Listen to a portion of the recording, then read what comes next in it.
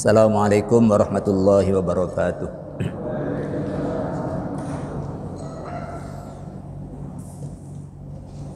Bismillahirrahmanirrahim. Alhamdulillah fi kulli hali wa ala kulli hal.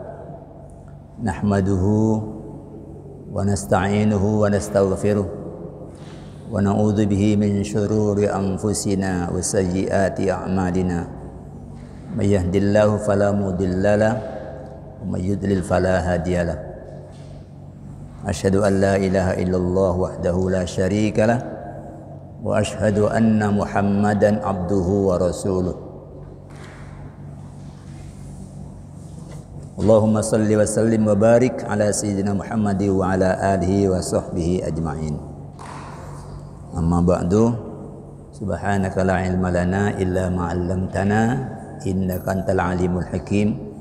Allahumma arinal haqqa haqqan warzuqna husna ittiba'i wa arinal batila batila warzuqna husna ijtinabih.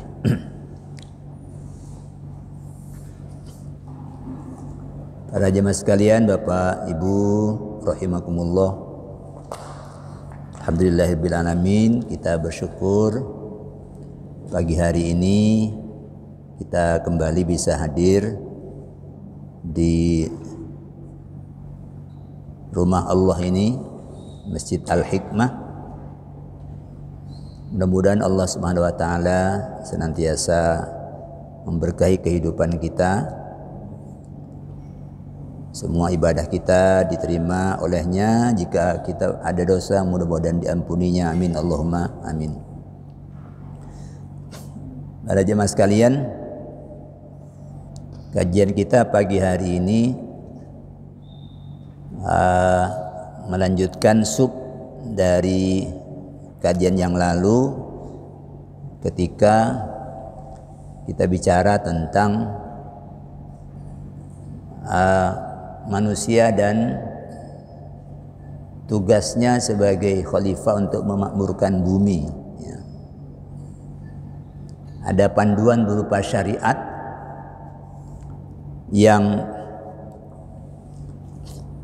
tujuan dari syariat yang diberikan oleh Allah sebagai panduan pelaksanaan tugas manusia itu adalah untuk terwujudnya kemaslahatan hidup manusia di masa sekarang, ketika di dunia dan di masa datang, yaitu di akhirat. Untuk mewujudkannya dalam kehidupan sekarang, syariat Islam menggariskan perlindungan terhadap 5 perkara utama. Al-usulul khamsah, yakni 1, perlindungan terhadap agama. Yang kedua, perlindungan terhadap jiwa. Yang ketiga, perlindungan terhadap akal. Yang keempat, perlindungan terhadap keturunan. Dan yang kelima, terhadap harta. Yang lalu sudah kita singgung bahwa kata kunci dari tindakan perlindungan ialah memberikan kepada setiap pemilik hak haknya. Itu yang muncul dalam hadis Nabi dalam bentuk perintah, a'ti kulladzi haqqin haqqahu. Berikan olehmu kepada setiap pemilik hak haknya. Ya. Itu kunci itu. Ya. Kalau orang pandai menjaga ini, itu musuh satu-satunya itu hanya pengikut setan. Ya. selebihnya akan dukung. Karena dia tidak melanggar hak pihak lain. Kekisruhan itu muncul itu kalau ada pelanggaran, dimanapun itu. Walaupun di jalan raya, kalau semua orang itu tertib, ikut aturannya, maka jalan raya itu jadi tertib. Tapi jalan itu bisa semrawut ketika ada yang melanggar aturan. Nah, 5 hal pokok itu tadi, kalau perlindungannya tidak berlangsung dengan semestinya, itu akan muncul chaos. Muncul kekacauan. Baik, ini kaitannya dengan yang pertama. Ini ada 3 item ya. Semua berkenaan dengan bagaimana umat Islam melindungi agamanya. Kalau orang Islam itu melindungi agamanya dengan cara Islam, maka agama orang lain terlindungi. Itu. Nomor 1.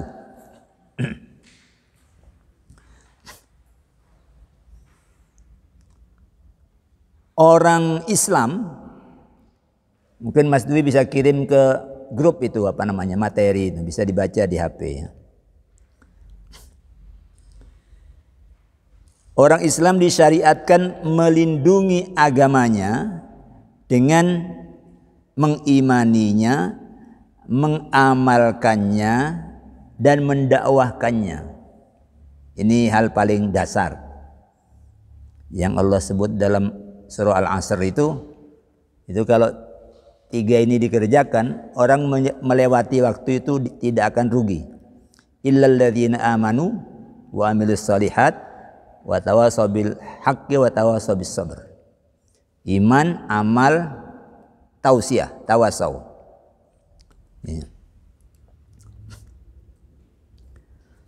1, mengimani Islam itu ialah meyakininya sebagai satu-satunya agama Allah, dan karena itu pula Islam merupakan satu-satunya agama yang diridhoinya. Jadi tidak pernah ada agama selain Islam. Bukan semua ya, satu-satunya agama Allah itu hanyalah Islam.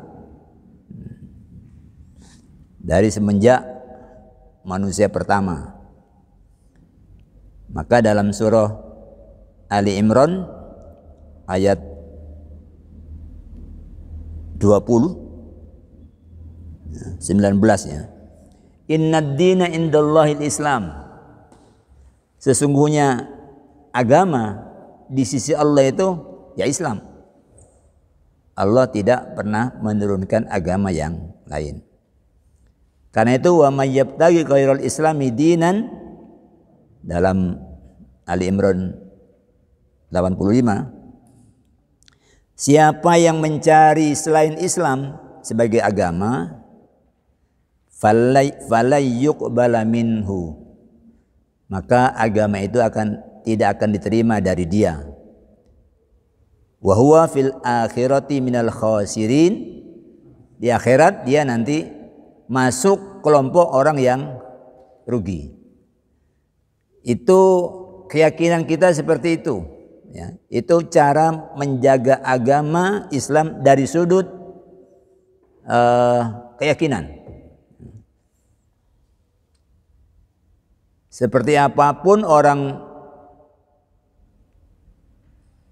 mendakwahkan agamanya kepada kita, dengan keyakinan ini dakwah mereka itu akan mendal, istilah orang Jawa ya. Masih ngomong kaya opo, masih api kaya opo, menurut kamu itu agama tidak akan diterima oleh Allah.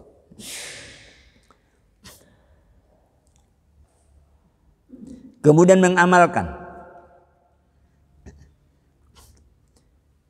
mengamalkan Islam ialah memurnikan pengamalannya untuk Allah berdasarkan ilmu atau pemahaman yang benar. Memurnikan itu artinya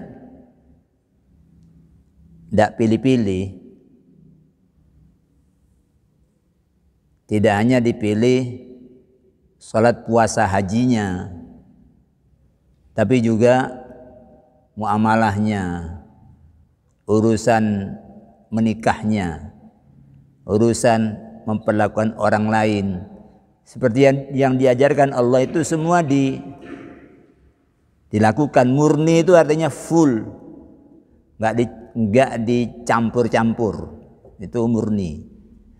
Dan mengamalkannya itu karena Allah. Kalau karena yang lain, nanti itu kepentingan itu tidak tercapai, dia bisa tinggalkan. Tapi kalau karena Allah, maka apapun keadaannya, ya saya pegangi ini. Tapi kalau karena kepentingan yang lain, itu kalau bosnya Muslim, wah, ke masjid dia. Kalau bosnya bukan Muslim, dia mulai beda. Kalau barengi bosnya nggak berani untuk sholat. Ini beragamanya itu bukan karena Allah, bukan karena Allah. Dia sedang bikin pencitraan untuk bos. Dan itu ada. Banyak. Bahkan tempat saya itu ada yang kemudian pindah gara-gara bos. Pindah, padahal itu sebelumnya di awal-awal di lingkungan itu ya taraweh, tadarus. Begitu ganti bos, oleh bosnya dikasih modal untuk jualan gas karena kerjanya di sektor ini. Di rumah itu ada persediaan gas, kok lancar, kok ini. Hijrah, ya, hijrah. Itu ya banyak orang tidak nyangka sih. Dari alhamdulillah berubah menjadi puji Tuhan, ya. Puji Tuhan.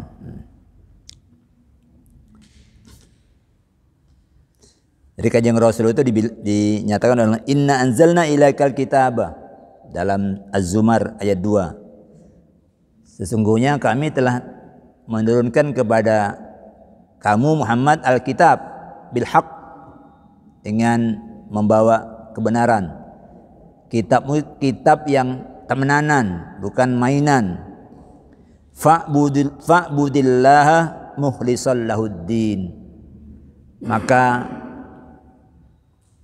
sembahlah oleh kamu Allah dengan mengikhlaskan agama untuknya. Dan ini dari dulu. Orang-orang ahlul kitab itu sudah diperintah seperti itu. Wa ma umiru illa liya'budullaha mukhlishina lahuddin. Mereka itu tidak diperintah kecuali untuk mengabdi kepada Allah dengan memurnikan agama untuknya. Bukan hanya kita. Dari dulu itu perintah Allah itu sama. Itu mengamalkan Islam. Jadi jangan pilih-pilih. Kalau wayai bayar zakat, ya bayar. Jangan ditukar tuh yang sedekah dikerjakan, yang wajib enggak. Kalau Ramadan banyak mengeluarkan sedekah untuk buka puasa, tapi nanti waktunya bayar zakat, yang dibayar zakat fitrah aja. Ini bagi yang punya uang loh ya. Zakat fitrah itu ya itu bagian dari ibadah puasa. Tapi ada zakat mal. Itu keluarkan. Jangan sampai itu ndak, yang sunnah-sunnah semangat. Itu membangun tiang-tiang penunjang tapi tiang utamanya lupa. Itu bagian dari strategi iblis itu seperti itu. Sing pokok lali, sing sunnah-sunnah semangat.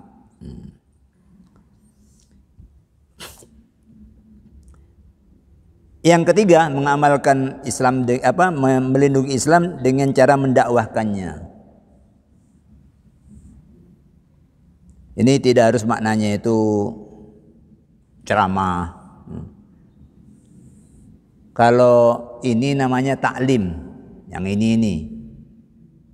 Kenapa? Karena ini orang sudah di dalam, sudah ada di dalam. Ini sudah pelayanan untuk lebih memahami ajaran agama. Imannya sudah, pengamalannya sudah, tapi terus mengkaji untuk menyempurnakan. Tapi dakwah itu sesungguhnya untuk orang yang masih di luar. Yang di luar itu yang diajak. Itu namanya dakwah. Seperti supir bemo. Kalau yang di dalam ya sudah di dalam, dilayani aja. Tapi yang di luar supir bemo mesti bengok-bengok. Romo. Tarjo, itu ngajak. Ya, ngajak. Waqul, dan katakan olehmu Muhammad lilladzina utul kitaba, untuk ini Al-Imran 20, katakan kepada orang-orang ahlul kitab wal ummiyin, dan orang-orang yang tidak tergolong ahlul kitab. Dia orang yang tidak pernah menerima kitab dari langit. Dalam hal ini kalau di zaman Nabi itu para penyembah berhala, ya. Katakan kepada mereka, Muhammad, aslamtum, apakah kalian tidak mau berislam? Fa in aslamu, apabila mereka mau masuk Islam, faqadih tadau, maka sungguh mereka telah berada dalam hidayah. Wa in tawallau, kalau mereka berpaling, diajak nggak mau, diajak melengos, ya. Fa innama alaikal balag, maka tugasmu Muhammad itu tidak lain hanyalah menyampaikan. Wallahu basirum bil ibad, dan Allah itu maha melihat para hambanya. Di dakwah itu koyok seperti kernet bis itu aja. Towo-towo, ndak gelem ya. Udah. Jangan turun kemudian lalu diantemi. Diajak naik kok malah nggak lihat. Nah, ini kernet bis yang mengumumkan jangan naik bis saya, ya. Di luar aja diantemnya, apalagi di dalam, ya. Jadi dakwah itu sampai situ, ya. Oke, itu yang pertama. Yang kedua, orang Islam disyariatkan melindungi agamanya dengan memberi kepada orang lain hak untuk memeluk agama pilihannya. Ini penting untuk kuatkan kesadaran ini supaya orang itu tidak overdosis, ya.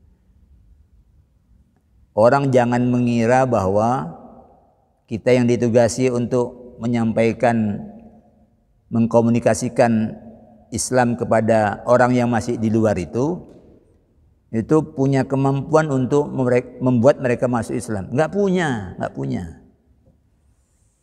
Masuk Islam itu urusan hidayah dan itu Allah yang pegang. Kita cukup sampaikan aja.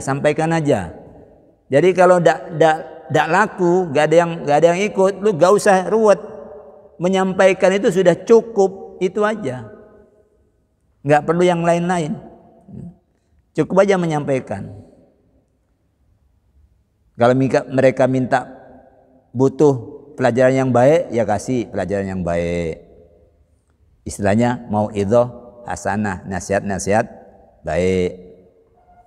Tapi kalau mereka butuh mujadalah, butuh berargumentasi, itu perintahnya itu layani dengan cara yang lebih baik.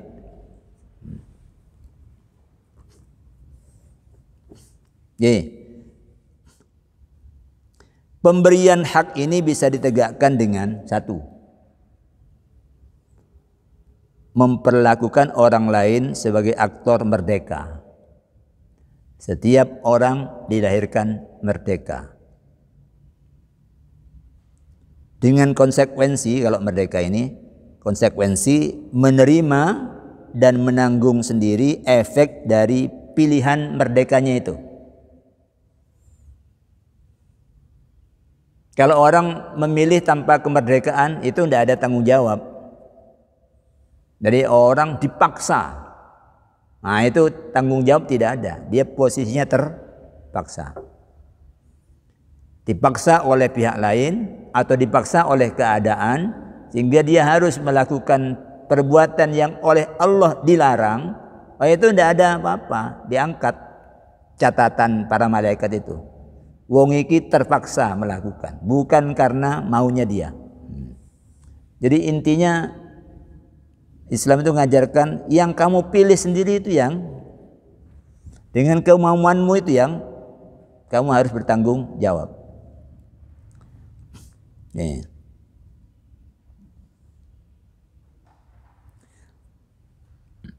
Di dalam surah Al-Kahfi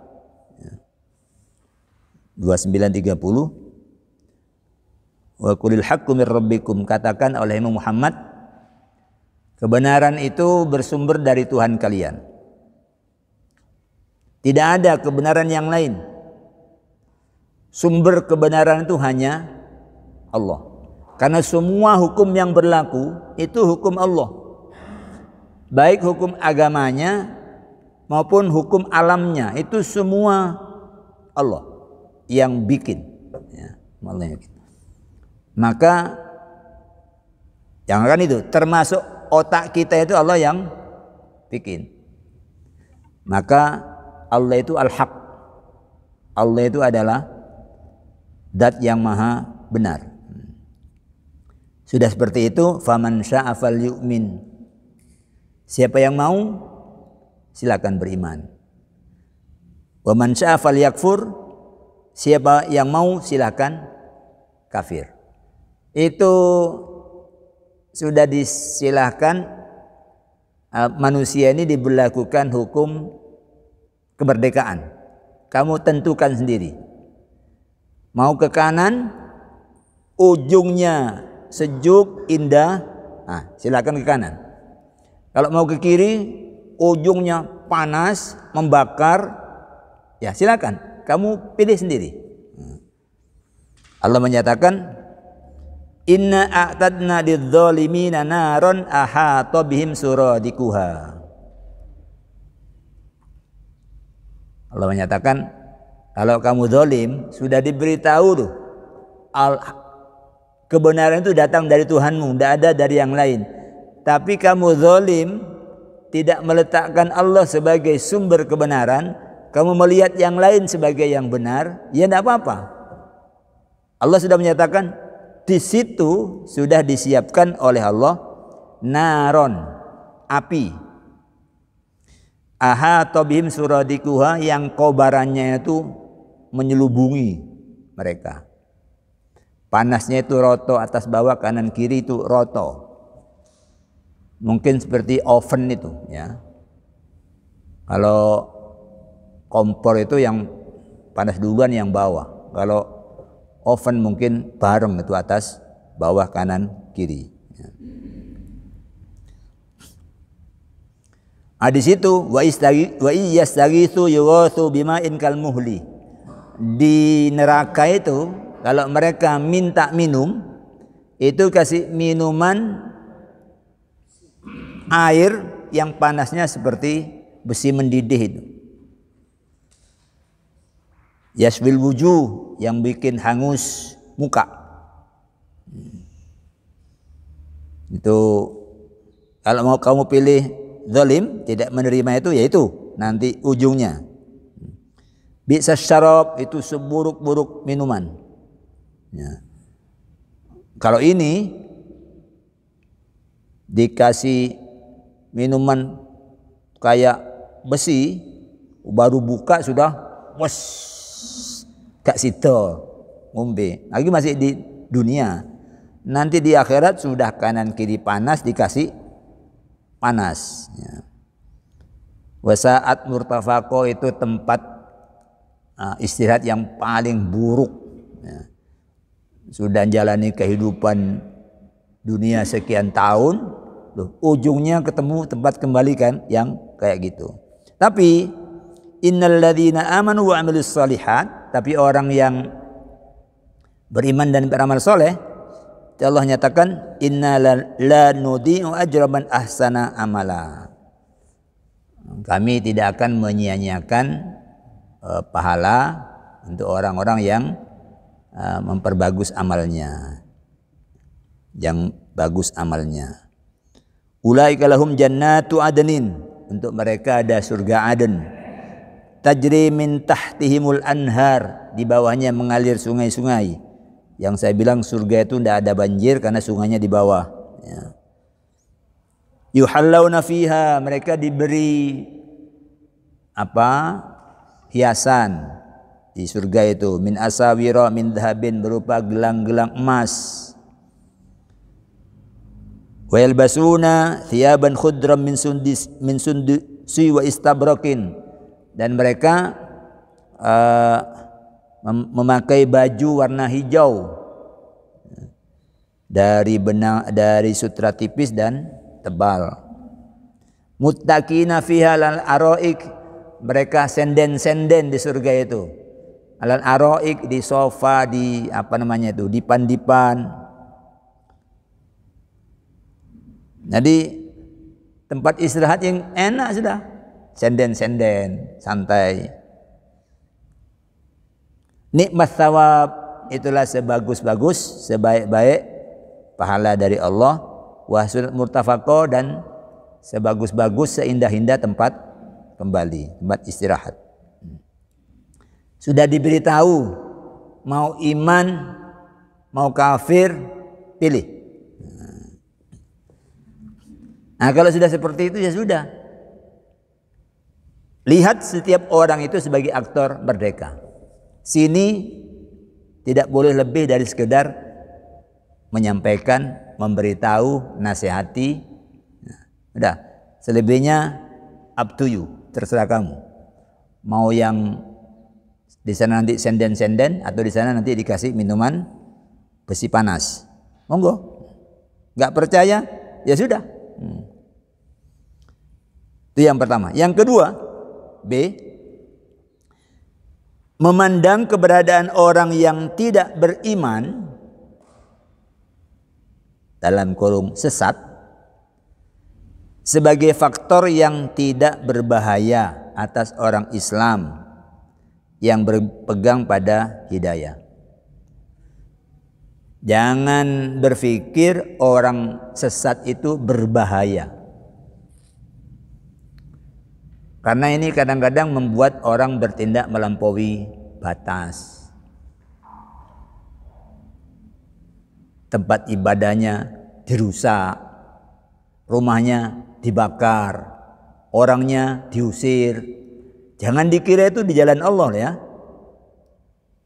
Kelihatannya di jalan Allah, tapi itu tidak di jalan Allah. Pikiran itu sudah juga bukan pikiran yang diajarkan Allah.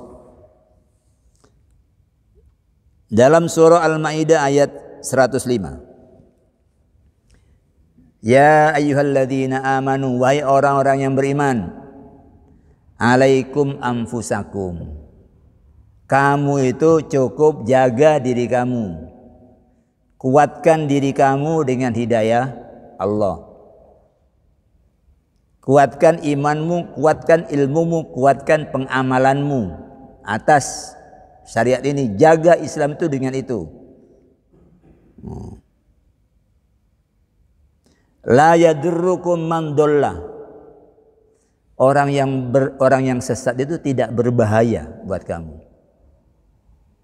Idza tadaitum, kalau kamu sudah memegangi hidayah. Jadi anak-anak kita itu kalau mau aman, kuatkan hidayah. Beri dia ilmu. Biasakan dia untuk mengamalkan Islam. Kumpul dengan jutaan orang yang tidak beragama Islam, aman. Ini penegasan Allah.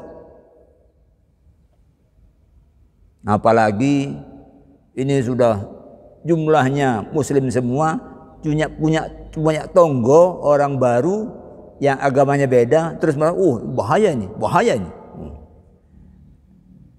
Itu pikiran, tidak pikiran yang diajarkan Allah. Mestinya ini kasihan, dia belum tahu. Coba kapan-kapan aku tak bertamu, dia bicara-bicara soal kehidupan, siapa tahu dia kemudian dapat hidayah. Jadi orang Islam itu harus gagah, harus percaya diri. Islam itu benar, yang lain itu salah. Jangan kerdil. Orang lain itu berani masuk rumah-rumah dengan mengajarkan kitabnya. Loh, orang Islam kalau melihat orang lain nggak berani untuk komunikasi. Nabi itu dulu ya begitu. Penyembah berhala itu diparani, dikumpulkan oleh beliau. Yang muncul tabat yada itu kan itu. Nabi Muhammad itu karena orangnya itu tidak pernah bohong, ketika dia memanggil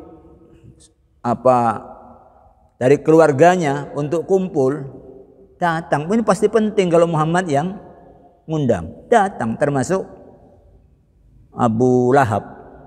Datang. Tapi begitu beliau berbicara, beliau nanya, kalau aku bilang kepada kalian bahwa nanti sore ada musuh yang akan datang ke sini untuk memerangi kita, kalian percaya tidak? Percaya, karena Muhammad tidak pernah bohong. Kalau besok pagi musuh akan datang menyerang kita, kamu percaya tidak? Percaya. Tapi setelah itu Muhammad mengingatkan, di depan kamu itu ada, depan kita itu ada azab Allah yang maha pedih. Wah, marah Abu Lahab. Celaka kamu Muhammad, hanya untuk ini kamu mengumpulkan kami ini. Hingga turun surat Al-Lahab itu. Jadi Nabi Muhammad itu seperti itu, sudah tahu penyembah berhala, sampaikan aja. Ternyata ada 1-2 yang beriman, makin lama makin tambah. Sudah 13 tahun jumlahnya masih belum seberapa. Akhirnya ada simpati dari Madinah, satu masuk Islam, susul. Setelah agak cukup, Nabi kemudian mengirim sahabat untuk ngajari Madinah. Setelah sana siap mendukung Nabi, pindah.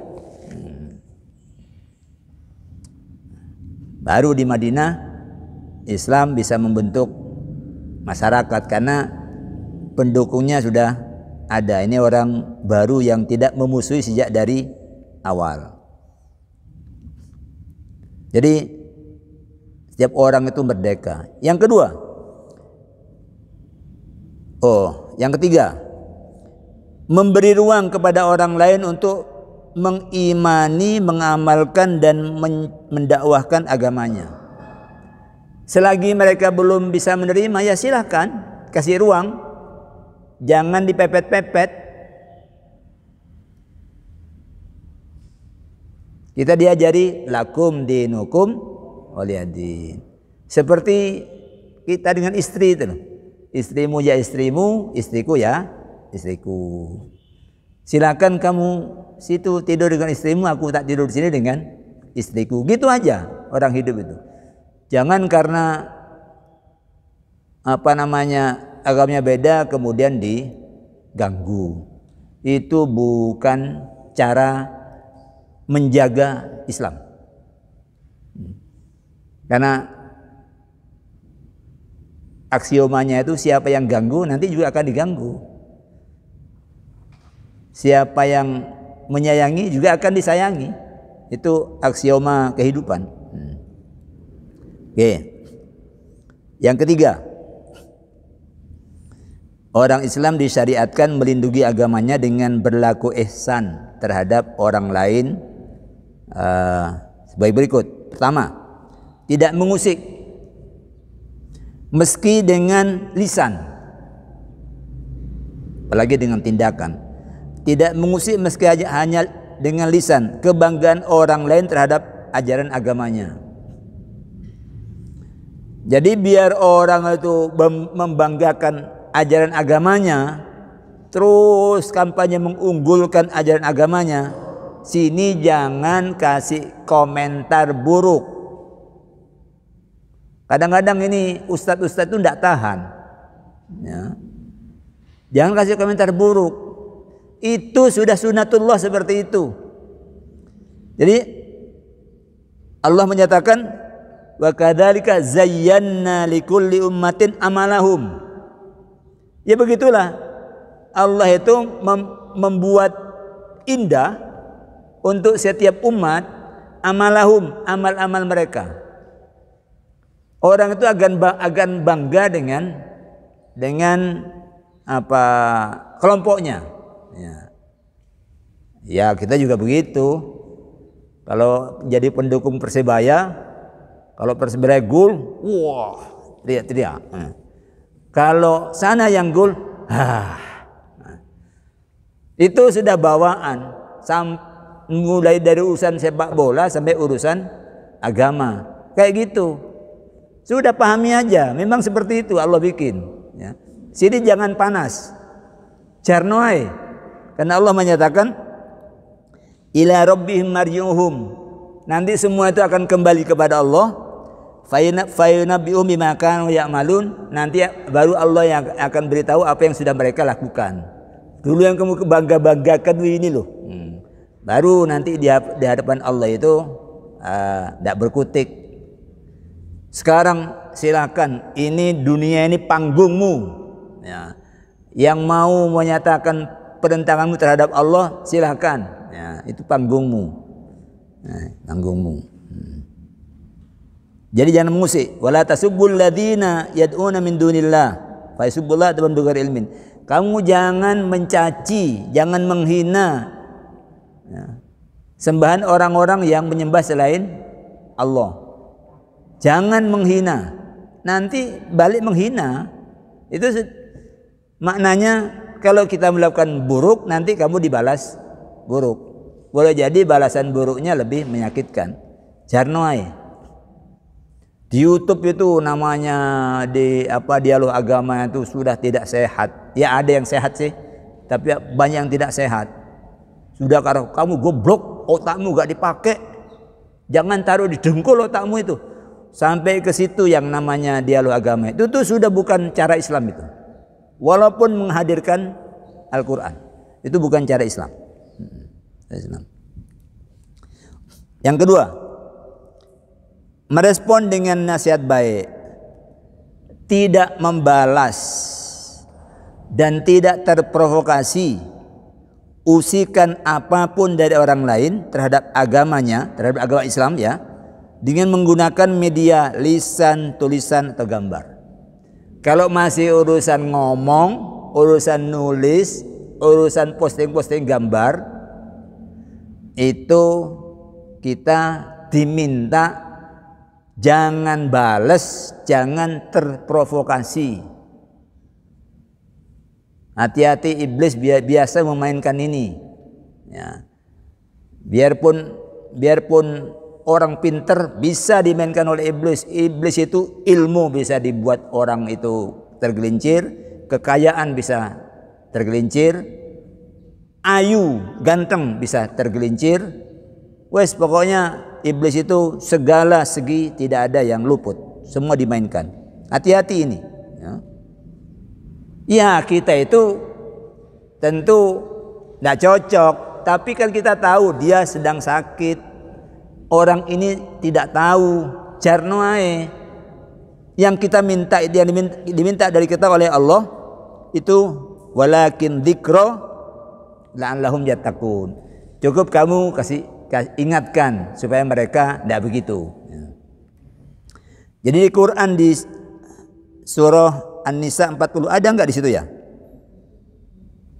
An-Nisa 40 sama Al-An'am 68 sampai 69. Ini berkenaan dengan penghinaan terhadap ayat Allah.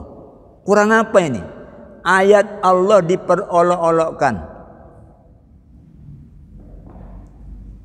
Ayat Allah diingkari dan diperolok-olokkan. Apa perintah Allah? Ini yang banyak luput perhatian orang Islam. Apa perintah Allah? Fala taqudu ma'ahum. Kalau ada orang ngolok-ngolok Quran, ayat-ayat Allah diperolok-olok, perintah Quran, fala taqudu ma'ahum. Kamu jangan duduk bersama mereka. Mereka lagi kumat. Jangan duduk. Kamu yang nyingkre. Wah, ini agama luar biasa ini. Menjaga dirinya itu dengan akhlak. Tidak dengan cara preman. Lagi gitu, lagi kumat, ya kamu nyingkre. Kapan? Serawung lagi.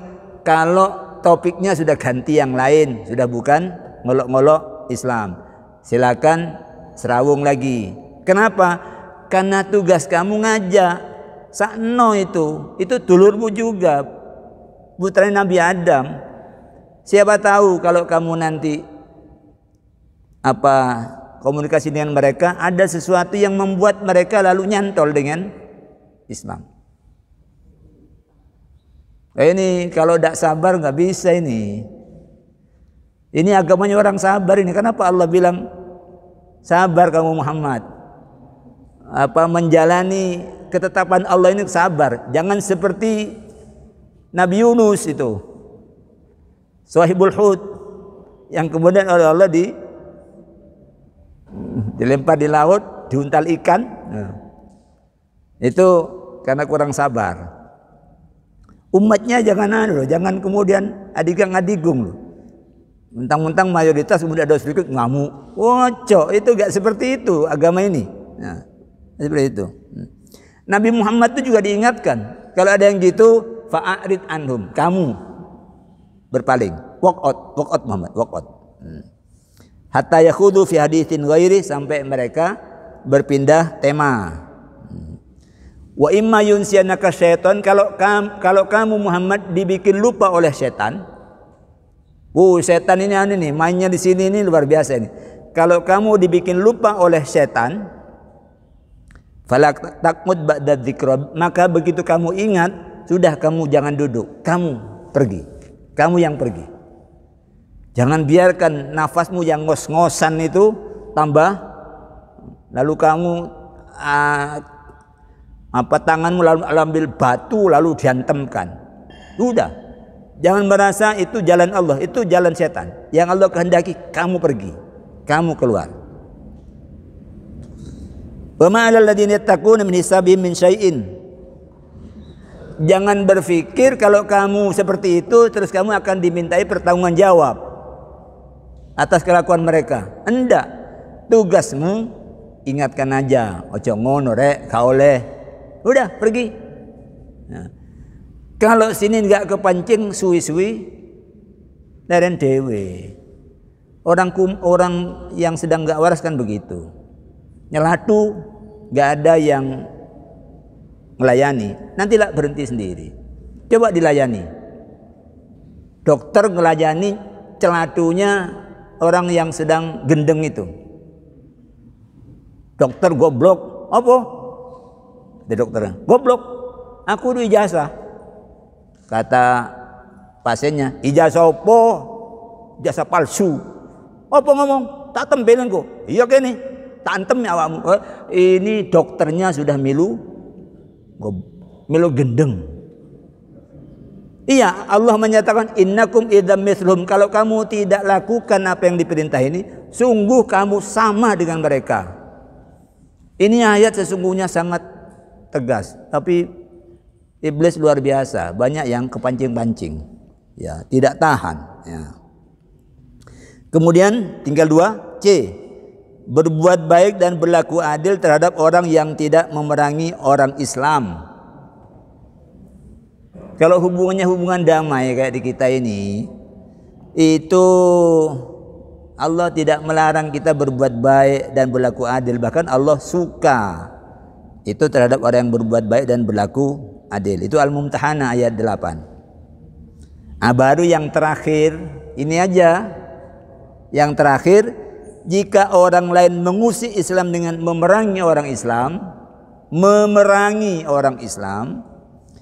maka orang Islam disyariatkan untuk melawannya dengan perang di jalan Allah. Bukan perang di jalan setan, perangnya di jalan Allah. Perang yang terkendali, bukan perang yang ngawur. Al-Baqarah 190, wa qatilu fisabilillah, perangi oleh kalian di jalan Allah, alladzina yuqatilunakum, mereka yang memerangi kamu. Itu baru kamu hadapi dengan perang. Wala ta'tadu, dan kamu jangan melampaui batas. Walaupun kamu perang tapi tetap terkendali. Jangan merusak apa saja. Yang penting kamu hadapi ya tentara itu, lumpuhkan dia. Jangan kemudian anak-anak dibunuh, wanita diperkosa, rumah dibakar, tempat ibadah dibakar. Itu melampaui batas. Cukup taklukkan yang pegang senjata itu. Jangan melampaui batas, ya. Innallaha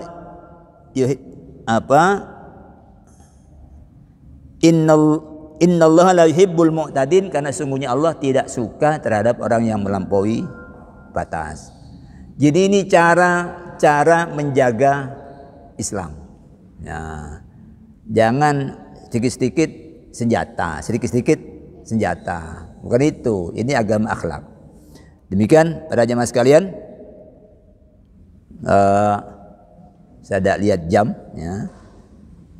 Ada pertanyaan enggak ini? Ya, enggak ada. Lebih baik enggak ada, ya. Enggak ada. Upaya waktunya efektif, ya. Tinggal kita angen-angen, mulai lihat apa yang terjadi. Oh, ini jani gak oleh, ini jani gak oleh. Begitu aja. Enggak bisa mengingatkan, ya sudah, ya. Yang penting hati sudah cukup. Yang mengislamkan orang itu Allah. Kita cukup nyampaikan aja. Oh ya. Dakwah yang model sekarang ini yang paling efektif gimana? Iya, kalau sekarang tuh dakwah itu kan sungguhnya, kalau bicara efektif itu nggak ada yang efektif kecuali menunjukkan Islam. Itu Koh Stephen, pendeta katedral yang masuk Islam itu, dia bilang, saya berdakwah itu hanya menyampaikan Islam aja, tidak pernah mengkritik orang lain. Dan kalau kita tahu, Koh Stephen itu pernah mensyahadatkan 4.000 orang sekaligus. Terus dia mensyahadatkan 317 pekerja Cina di Masjidil Haram. Hanya dalam waktu dia 5 hari apa 1 minggu, waktu umroh aja. Kata dia lebih mudah karena yang kerja itu tidak beragama. Kalau orang beragama biasanya masih ada ada sedikit apa yang disampaikan. Tapi kata dia, saya tidak pernah menyerang agama lain. Ya, Islam begini nih. Kan tadi tugasmu Muhammad menyampaikan. Kamu jangan serang, jangan caci. Baru kalau kamu ajak dialog, ya dialog dengan cara yang lebih baik. Belum tentu situ menerima kita sudah nyerang. Enggak situ. Sini kita sedang ngerayu untuk cinta sama kita, tapi sini sudah kamu tuh orang tuamu tuh lu gak situ. Belum cinta sudah diserang. Udah gak usah nyerang, sampaikan aja Islam ini. Biar direnung-renung, nanti dia biar putuskan sendiri. Ini Coach Stephen ini dia bilang, ini bukan saya, ini hadiah dari Allah, bukan saya. Karena begini sudah disampaikan oleh siapapun. Cuma dia bilang yang masih kosong itu kesan dia lebih mudah dibanding yang dia itu bisa orang masuk Islam hanya karena nunggu suaminya, anaknya ketabrak dia ketika jalan di trotoar. Dia jalan di trotoar sambil lihat HP, ada anak kecil ketabrak oleh dia karena jatuh, diangkat, terus dia bawa ke toko dekat situ untuk dibelikan. Sudah mau selesai ngasih kode dia untuk dibelikan makanan kecil karena dia tadi jatuh itu. Ibunya ngejar, gak usah pak, nggak ada apa-apa bu, dia belikan. Terus nanya, loh ibu di sini apa rumahnya sini? Oh enggak pak, saya nunggu suami saya kerja mau pulang. Terus ibu namanya siapa? Terus namanya itu nama sana, nama agama dia asli. Oh ya, nama saya Stephen bu, tapi saya sudah jadi mu'alaf, kata dia itu. Ibu ini terus nanya, loh kenapa kok bapak jadi mu'alaf? Dia hanya nerangkan, oh iya, saya dulu ketika masih di agama yang lama, doanya itu kan ini. Dia hafal loh, dia pendeta. Tapi saya cari di kitab saya itu nggak ada. Ini doa yang paling utama, tapi di Alkitab nggak ada. Berarti ini ada yang nyusun ini. Nah, ini agama yang baru, itu doa yang utama itu ada. Al-Fatihah itu yang dia. Yang utama kan di sholat kan itu Al-Fatihah. Itu ada di paling depan itu doa yang utama itu. Tapi yang doa kita dulu itu nggak ada, nggak tahu itu siapa yang nyusun itu. Nah, terus dia tertarik. Bapak punya Quran itu? Oh, kalau ibu udah usah minta Quran ke saya, cukup ibu ketik nanti Al-Quran di internet itu sudah tersedia. Dia cuma dialog sedikit, diislamkan di situ. Di toko itu dia bersyahadat. Luar biasa ini, dikasih hadiah oleh Allah. Cara Stephen ini, ya, cara Stephen. Kalau cari yang efektif yaitu sampaikan aja Islam, jangan mencaci. Ya, orang dikasih, karena manusia itu berpikir, kasih aja masukan, nanti dia biar berpikir sendiri. Tapi yang lain-lain ya silakan, ya. Karena kita berlaku baik itu bisa jadi dakwah juga. Tidak bicara tapi kok perilakunya kok baik. Orang kadang tertarik karena itu. Banyak macam lah, banyak macam. Saya kira itu.